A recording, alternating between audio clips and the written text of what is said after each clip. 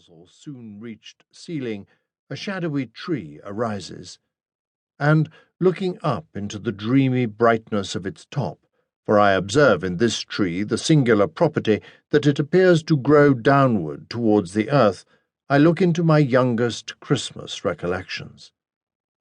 All toys at first, I find. Up yonder, among the green holly and red berries, is the tumbler with his hands in his pockets, who wouldn't lie down, but whenever he was put upon the floor, persisted in rolling his fat body about until he rolled himself still, and brought those lobster eyes of his to bear upon me, when I affected to laugh very much, but in my heart of hearts was extremely doubtful of him. Close beside him is that infernal snuff-box, out of which there sprang a demoniacal counsellor in a black gown, with an obnoxious head of hair and a red cloth mouth, wide open, who was not to be endured on any terms, but could not be put away either, for he used suddenly, in a highly magnified state, to fly out of mammoth snuff-boxes in dreams when least expected. Nor is the frog with cobbler's wax on his tail far off, for there was no knowing where he wouldn't jump, and when he flew over the candle and came upon one's hand with that spotted back, red on a green ground, he was horrible.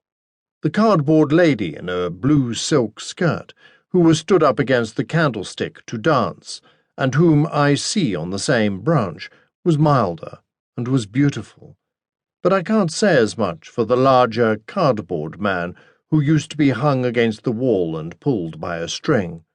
There was a sinister expression in that nose of his, and when he got his legs round his neck, which he very often did, he was ghastly, and not a creature to be alone with.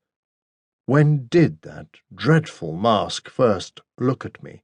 Who put it on, and why was I so frightened that the sight of it is an era in my life? It is not a hideous visage in itself. It is even meant to be droll. Why then were its stolid features so intolerable? Surely not because it hid the wearer's face. An apron would have done as much, and though I should have preferred even the apron away, it would not have been absolutely insupportable like the mask. Was it the immovability of the mask? The doll's face was immovable, but I was not afraid of her. Perhaps that fixed and set change coming over a real face infused into my quickened heart some remote suggestion and dread of the universal change that is to come on every face and make it still. Nothing reconciled me to it. No drummers, from whom proceeded a melancholy chirping on the turning of a handle, no regiment of soldiers with a mute band taken out of a box and fitted one by one upon a stiff and lazy little set of lazy-tongs, no old woman made of wires and a brown paper composition cutting up a pie for 2 small children, could give me a permanent comfort for a long time. Nor was it any satisfaction to be shown the mask and see that it was made of paper, or to have it locked up and be assured that no one wore it.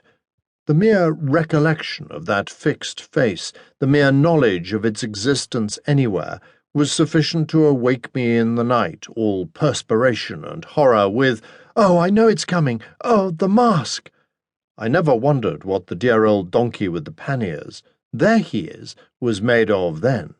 His hide was real to the touch, I recollect, and the great black horse with the round red spots all over him, the horse that I could even get upon. I never wondered what had brought him to that strange condition, or thought that such a horse was not commonly seen at Newmarket. The 4 horses of no colour next to him that went into the waggon of cheeses and could be taken out and stabled under the piano appear to have bits of fur tippet for their tails, and other bits for their manes, and to stand on pegs instead of legs, but it was not so when they were brought home for a Christmas present. They were all right then. Neither was their harness unceremoniously nailed into their chests, as appears to be the case now. The tinkling works of the music cart I did find out to be made of